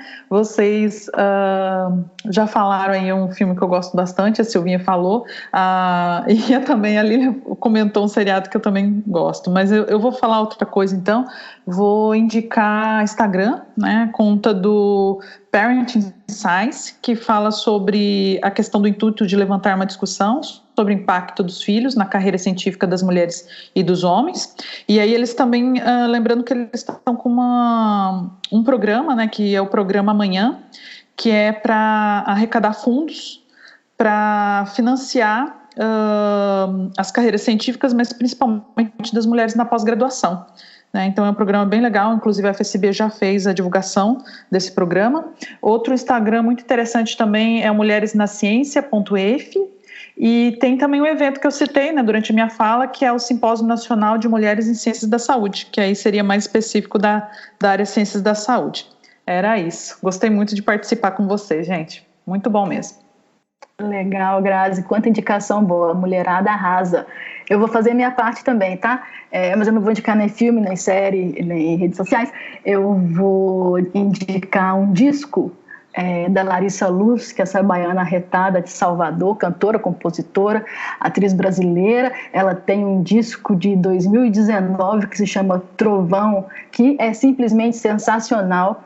Ela mistura um lance meio afrofuturismo com afropunk, com algumas referências de religiões de matriz africana, e é um disco maravilhoso, imperdível, animado.